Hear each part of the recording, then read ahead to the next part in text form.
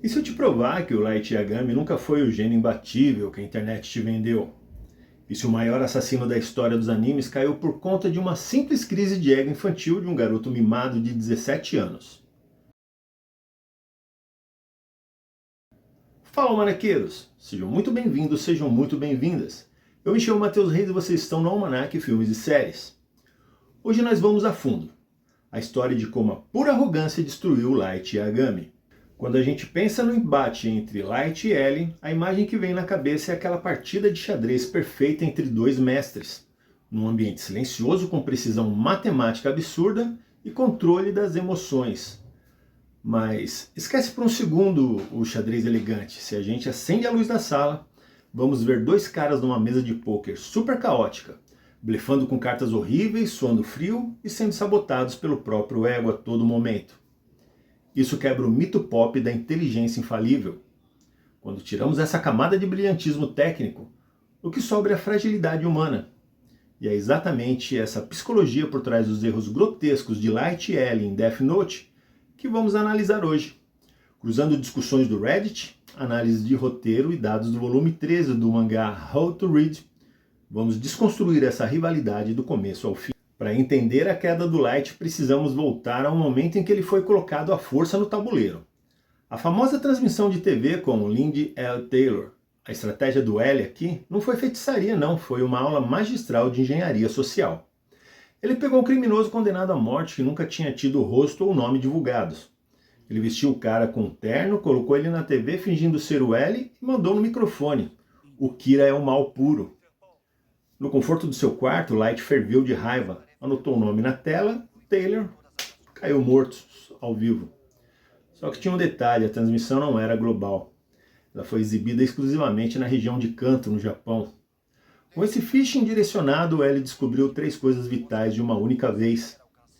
A localização geográfica exata do Kira, que ele precisava de presença física ou alcance de sinal de TV para matar, e que o gatilho da arma exigia o rosto e nome. O L não precisou hackear um sistema militar avançado para achar o Kira. Ele hackeou o ego do Light Yagami. Agora sejamos honestos. O L assumiu o risco absurdo. Se o poder do Kira funcionasse apenas por voz ou pelo simples conceito do L, toda a força-tarefa teria morrido naquele segundo. A tática só deu certo por causa da resposta emocional bizarra do Light. Se ele tivesse apenas rido e mudado de canal, o L estaria de mãos abanando. E aí é que desmorona o maior mito da cultura pop, o de que Light era uma divindade intocável da estratégia. A arrogância dele atropelou a lógica várias vezes. Quer um exemplo? Invadir o banco de dados da polícia usando o acesso do próprio pai. Só para recuperar a sensação de poder após saber que era investigado. O Light alterou os horários das mortes só para coincidir com a rotina escolar, puramente para provocar o L. O resultado? Percebeu o vazamento interno e reduziu a lista de suspeitos de milhões de pessoas para poucas famílias da força-tarefa policial. E olha, esse padrão de autossabotagem atingiu o auge no caso do agente do FBI, Ray Pimber. O Light poderia ter matado o cara silenciosamente de madrugada. Em vez disso, o que ele fez? Orquestrou um sequestro de ônibus de um plano mirabolante na linha de trem de Yamanote, fazendo o agente andar em loops por horas escrevendo nomes e deixando um rastro físico gigantesco. E para coroar o exibicionismo, no momento do ataque cardíaco, Light fez questão de ir até a porta do trem só para encarar a vítima nos olhos e ver a reação de pavor dele, dizendo: "Eu consegui te vencer." Mas tudo isso seria evitado com o acordo dos olhos de Shinigami. Mas Light recusou a oferta do Ryuk, e não foi por medo lógico de perder a metade da vida por uma pura vaidade. Aceitar os olhos seria admitir a fraqueza e trapacear contra o L. Ele preferiu passar anos correndo riscos diários a engolir o próprio orgulho. Essa necessidade incontrolável de saborear a vitória cobrou seu preço no confronto final lá no galpão com Nier. O plano do Light dependia de ter um Mimikami escrever os nomes de todo mundo no caderno, só que o Nier já tinha trocado o caderno por uma réplica perfeita. Mesmo assim, sem nem esperar a confirmação visual das mortes após os 40 segundos, o ego do Light transbordou e ele gritou para a sala cheia: "Parece que eu venci." Quando os 40 segundos passaram e ninguém morreu, o silêncio foi devastador. A própria vaidade do Light arrancou a confissão de que a polícia jamais conseguiria forçar.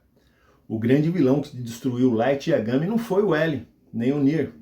foi o tédio de um adolescente superdotado e sua sede desesperada por aplausos. O conceito de Mu, que significa simplesmente a inexistência, quando um humano morre em Death Note, ele apenas apaga do universo.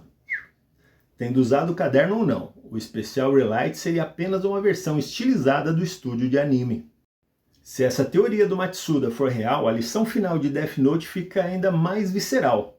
Para derrotar o mal absoluto, o suposto lado da justiça precisou se sujar da mesma lama e se tornar o próprio Kira.